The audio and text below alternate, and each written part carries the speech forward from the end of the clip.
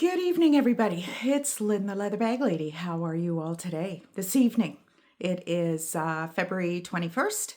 It is 8:45 on a Saturday night. Big night out. I am presently in Sarnia, Ontario, Canada. I spend 1 month in the winter with my aunt because where I live closes for a month. Now, you might think, why does it close where you live? Because I live in a trailer park. Yes, I'm trailer trash. But I don't care. I love this lifestyle. It is something that was kind of forced on me a little bit, but I wouldn't change it for the I wouldn't change it for the world, but I am kind of getting ready to change it. So more information on that as the days and weeks move on. But I just wanted to catch up with you. I just wanted to say hi. It's been a few weeks. When I first got here to Sarnia, I had done a video with some wallets. I thought I was going to get back to selling regularly. I am the Leather Bag Lady. If you follow me regularly, you will know that for the last, I've been on YouTube since 2020, but I have been running this tiny little business of mine since 2014, so 12 years now. And you know what? It's been a blast. It's been great fun. It's been, the majority of it has been in-person sales, which is via pop-up shops in retirement homes. And I've tried to get away from that in the last little while. Where I live, just north of Toronto, has proven to not be a great audience for what it is I'm selling. And that has a lot to do with some of the changes that may be coming in the future. But I had every intention of getting back to selling regularly. I had gone back to work full time, and unfortunately, because the park I live in enforced a hard close, whereas prior we were allowed to choose the month that we vacated, I pretty well had to quit my job. So, which wasn't a hardship. I wasn't really enjoying it anyway. Now, I say quit, I am still on the books as a part-time casual. But whether or not that results in shifts or not, I'm not sure. But so January 15th to February 14th, the park was closed. I have not gone back yet because my furnace decided to break down and I needed to put in a new furnace. And I certainly was not going back there with no furnace. We had 3 days of power outages and 5 days of no water over New Year's. And it really traumatized me. I got really freaked out. It was -10 in my bedroom one night, and I wasn't sure I was going to wake up. Sounds a little melodramatic now, but I swear to you, I looked up hypothermia and it just said you just don't wake up. And I will be very honest with you. I went to bed that night and I thought, if I wake up, I wake up. If I don't, I don't. And it's really changed how I feel about where I live. I live in a small community called Grand Valley. It's about an hour north of Brampton, and I'm in between Orangeville and Fergus, Ontario, Canada. And it's right in the snow belt. Now, when I bought my trailer, my dad had lots to say about it, wasn't very happy with the choice I made. And one of the comments he did make was that I was in the snow belt. And I didn't really know what that meant, but I do know what it means now. This winter, I thought last winter was bad. This winter has been horrendous. And that power outage incident over New Year's has really, really, really freaked me out to the point where I don't even really want to go home. So anyway, I was scheduled to go home on Tuesday, and the weather is just going to be horrendous. Sarnia, there is a corridor between Sarnia and London that is just treacherous. And this girl is not going to be driving through that. So I'm going to be staying till maybe Friday, Saturday. So another full week here in Sarnia, which is nothing wrong with that. Great internet. There's no internet in my park. It's awful. There's a whole slew of things that didn't quite work out the way I thought. But you know what? It was a great first experience living full time in a trailer park. I love the lifestyle. I am not giving up the lifestyle. I just may not be doing it in Grand Valley for too much longer. Like I said, there will be more to come on that. But I wanted to check in with you. Like I said, I really had intentions of getting back to regular sales. I've got a whole bag of wallets and purse pouches sitting here, and it just hasn't worked out that way. It just hasn't. When I realized that my furnace wasn't working, I decided I thought I was going to have to go home. So from Hamilton, it's an hour and a half. From here, it's 3 hours. So I went back to Hamilton for Super Bowl because, my girl Pamela, if you watch me regularly, you know who Pamela is. Huge Patriots fan. So they were in the Super Bowl, and I was expected to be there with a borrowed Patriots shirt. Even the dog has a jersey. But they lost. So anyway, I ended up, what was going to be 4 days ended up being a full week because I wasn't sure if I was going to have to go home. And thank goodness, shout out to the handyman at Roots RV, which is now called Deva RV now.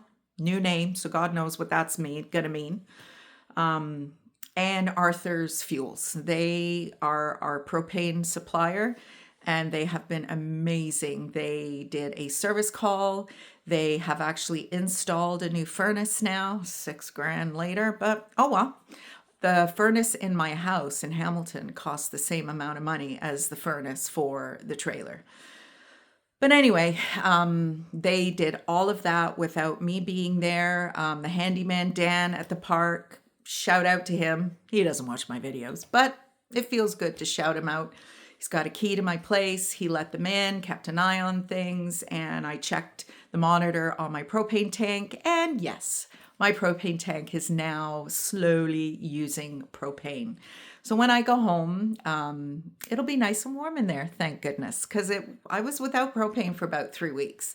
So hopefully, if there was any problems, they would have shared that with me already. So had to quit my job because we no longer are allowed to pick the month that we vacate the park. But, it is all part of a journey. It is absolutely all part of a journey. Do I intend to get back to selling bags? You better believe I do. I probably got over 1,000 of them in my attic room, and we need to do something with that. Am I going to get back to selling in person? The intention was not to do that where I am. The demographic where I am just doesn't seem to be the right fit for what it is I'm selling. But the change I may be making could make all the difference in the world. So we shall see. But regardless, I've got a ton of stock still. And I've picked up a few things while I've been here in Sarnia. So being very selective what I choose now, and some of the sales that I will be hosting as we move forward. Some of the more... I don't care about the branding. I really don't care about the branding. For me, it's uniqueness, it's construction quality of the materials. And if it's not got a big brand name on it, I really don't care. But a lot of people do. And unfortunately, with the tariffs that are in place now for us here in Canada, I have lost a lot of my American clients, customers. And I had some really good customers I've mentioned in previous videos, from Florida all the way to California. I have some wonderful, wonderful customers. Marjorie, I'm sure you're still buying bags from some of my colleagues. But yeah, it is not going to be something I can do until a new a new regime is in, the big house, or maybe there's no more US at all for us small sellers because the tariff situation is just absolutely ridiculous. So anyway, so with that in mind, I'm just trying to find myself a little bit and move forward with the next stage of my life. I recently turned 58, which is a damn sight closer to 60 than I don't know. I don't really care. I'm fine with my age. Pamela, not so much. But I'm living my best life. I really am. I went back to work for 8 months thinking that that would be the solution. We had a postal strike, November 2024, that lasted till pretty well on and off till just before this past Christmas. And that's why I haven't been selling any bags, because I thought, you know what? The amount of effort that it would take to get things back up and running just for it to get all closed down again, I thought, you know what? I'm not even going to bother. I'm just going to wait until it's all over and done with, which it is now. It's all, well, to my knowledge, it's all over and done with. So, like I said, I had every intention of, I've got a bag full of wallets and purse pouches and change purses here that I was going to do, at least a once a week video. And then I had to go back to Hamilton for a week. I've been back here for a week now, and I've been working on something new, something that it's been in here since I was in university. I went back to university, Brock University, Rec and Leisure student, back in January 2006, I think it was. And I am a recreational therapist. So sounds a little bit more highfalutin than it really is. We use conscious, prescribed leisure activities to affect change in people's mental state, sometimes even their physical state. And that profession typically delivers its efforts in clinical settings only. And even in my lectures way back when, I would sit there and think, why do I have to be diagnosed with something to have access to these fantastic programs? Leisure is something that everybody thinks they know what it is. And it is actually amazing how many people have no clue what real leisure is. Taking your kid to soccer, taking your mom for lunch, it's not really leisure. It's just not. And we'll get into that at a later time. But it is something that every now and again, it would raise its head. And having this experience of going back to work full time and really not connecting with the traditional role of a recreational therapist, I just kind of thought, I guess that's it. Rec therapy isn't really for me. And then I thought it cost me over 50 grand to get my degree, which I think in US dollars is quite cheap, actually. But I thought, you know what? What a waste. Really, I did. I thought, what a waste. And then it came to me. I thought,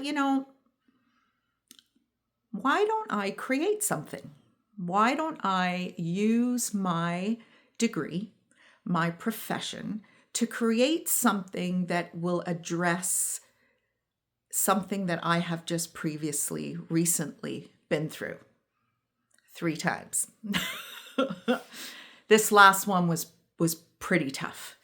And I got through it using my leisure education. And I thought, you know what? There is a whole population out there who are dealing with separation and divorce, breakup, heartbreak, who are just white knuckling it, who are just desperately trying to navigate the first weeks and months. And that's really what I'm talking about right now. That first moment where it just punches you in the gut that this is no longer where your life is going. Whether you are the one who leaves, whether you are the one being left, I truly don't think there is a huge gap between the emotional turmoil of both. In actual fact, I think it is tougher to be the one who leaves because you have all the weeks, the days, the months, even years of should I do it? Shouldn't I do it? What if I make a mistake? Is it going to be, a good thing, a bad thing? I was very lucky this last time round. I had no children. There was no, there was nothing involved other than just the two of us. And it didn't take very long. We weren't married for very long. So but it was still a really hard decision to make. And as I said, I made it very quickly. It was kind of forced upon me, but I willingly made it. And then afterwards, I just really struggled with it. So the question is to you, just as I kind of slowly engage with you, my bag ladies, there may be a separation from this channel in the future. There may not be, but I'm just kind of fact finding right now. And you'll see some YouTube shorts and some reels. There may be a new Facebook page. There may be some separation, but right now I'm just kind of getting my toes in the pond to see, just have these conversations. You've made the decision, or the decision has been made for you. And, the first couple of days, you're all brave and you're all, adrenaline full and, he's an asshole, she's an asshole, whatever. And you don't care. You're gonna, get over it and you're gonna do better and all this kind of stuff. But what happens when you start trying to reach out to them? Now, for some people, going cold turkey, as it was for my ex-husband, not a problem. This chickie, not so much. And to be honest, my previous, I've been married 3 times. Clearly, it does not work for me, and it will never, it will never be in my future ever again. I think myself, my family, my parents, my kids, we've all decided it's not meant for me. But it still broke my heart. It still did. And I still made a fool of myself on many occasions trying to reach out after the fact. Is that you? Are you trying to, I made a little list here. Are you trying to text, email, check in, drive by, troll, stalk social media, connect with family and friends that may give you some information or whatever? It's hard, isn't it? It's really, really hard. But I'm going to tell you, and this is kind of the basis of what it is I'm creating, that element of no contact, it's game changing. It really, really is. I had it imposed upon me, and it was the worst because there's no closure. There's no anything. But I tell you, it took me 4 years to get over the first one, 5 years to get over the second one, and probably a good 1.5 years to get over this one. I still have my bad days. Well, not bad days. I have a bad memory or a moment. I mean, I just had a birthday and it's Valentine's Day. So yeah, I had a rough day. But nothing close to what I experienced previously. And it was because there was no contact. And it's opened this whole kind of concept for me. And I am going to do something with it. So I'm just presenting it to you. I'm saying hi. I'm catching up with you. And I'm just letting you know that there is going to be a recreational therapist-based approach to no contact. And I'm really excited about it. I'm working on it daily, and there will be more to come. So, like I said, you will maybe see some shorts. You'll maybe see some very short, brief commenting about it, because I'm just looking for feedback. I'm just looking for how people feel about it, if they've experienced it, if they've done it successfully, if they've tried it and failed, which I think a lot of us have. Just looking for some feedback so that when I do actually launch this new direction for myself, I will always be selling bags because that's who I am. But this is something that is hopefully going to be a new path for me, and you guys are the first to hear about it. So anyway, I made a commitment to 20 minutes, and we're at 20:29 right now. So I'm going to sign off. Wish you all a great Saturday night. If you're doing something fun, have fun. If you're just hanging out, there's not much Olympic stuff going on right now. Go Team Canada tomorrow morning. And what did we won the men's curling today. So anyway, have a great night, everybody. And you'll be hearing more about this in the future. Leather Bag Lady out.